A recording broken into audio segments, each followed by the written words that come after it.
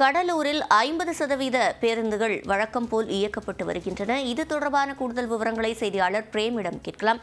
Frame, தற்போது கடலூரில் 50% பேருந்துகள் இயக்கப்பட்டு வரும் நிலையில் பயணிகள் அது குறித்து என்ன தெரிவிக்கிறார்கள்? இந்த வசதி போதுமானதாக இருக்கிறதா?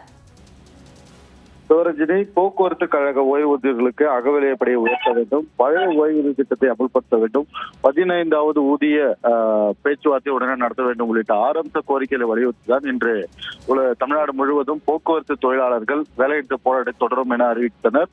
அதனைத் தொடர்ந்து இன்று காலை 6 மணியிலிருந்து கடலூர் பணிமனையிலிருந்து எந்தவித பேருந்துகளையும் வெளியே விடாமல் தடுத்து நிறுத்தியிருந்தனர். அதாவது அண்ணா தொழிற்சங்கம், சிஐடியு, ஏஐடியூசி உள்ளிட்ட பல்வேறு தொழிற்சங்கங்கள் ஒன்றிணைந்து கடலூர் போக்குவரத்து பணிமனை முன்பு எந்த பேருந்துகளையும் இயக்காத வண்ணம் தடுத்த வண்ணம் நிலையில் அங்கு சோமுசா நிர்வாகிகளும் பலர் அங்கு குவிந்தனர். இந்த நிலையில் போலீசாரும் குவிக்கப்பட்டிருந்த நிலையில் சோமுசா நிர்வாகிகளுக்கும் போராட்டத்தில் ஈடுபட்ட தொழிலாளர்களுக்கும் ஒரு தள்ளுமுள்ளு என்பது ஏற்பட்டது. ஏனென்றால் ஏற்கனவே பணி முடிந்து பேருந்துகள் நிறுத்திவிட்டு வீட்டுக்கு சென்றவர்களை தொலைபேசி மூலம் அழைத்து மீண்டும் பேருந்துகளை இயக்க நடவடிக்கை மேற்கொண்டனர்.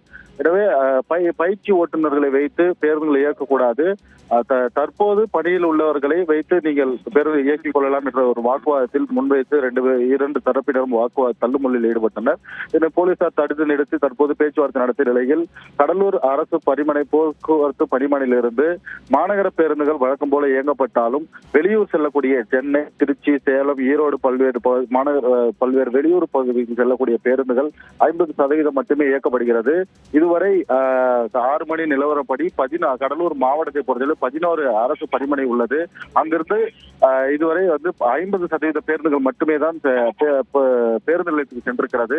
ஏனென்றால் 7 மணிக்குள் அனைத்து கிராம பகுதிகளுக்கும் செல்ல வேண்டும். ஏனென்றால் அங்கிருக்கக்கூடிய பள்ளி மாணவ மாணவிகள், அரசு ஊழியர்கள் என அனைவரையுமே கடலூர் மாவட்ட எல்லையில் அமைந்திருக்கக்கூடிய பள்ளிகளில் விடுவதற்காக மாநகர பேருந்துகளை இயக்கப்பட வேண்டும் என்ற அடிப்படையில் தற்போது தோமுசா நிர்வாகிகள் ஒவ்வொரு தொலைபேசியில் அழைத்து மாநகர பேருந்துகளை முதற்கட்டமாக இயக்கி வருகிறார்கள். இன்னும் சற்று நேரத்தில் வெளியூர் பேருந்துகளும் இயக்கப்படுவதற்கான வாய்ப்புகளும் அதிகமாக இருக்கிறது. கடலூர் அரசு பணிமனை மற்றும் கடலூர் மத்திய பேருந்து நிலையம் உட்பட கடலூர் மாவட்டத்தில் உள்ள 11 பேருந்து நிலையத்திலும் 11 பணிமனைகளும் தற்போது ஏராளமான போலீசார் குவிக்கப்பட்டிருக்கிறார்கள். 50% பேருந்துகள் இயக்கப்பட்ட நிலையில் இன்னும் 50% பேருந்துகள் இயக்கப்படுவதற்கான நடவடிக்கைகள் மேற்கொள்ளப்பட்டு வருகிறது.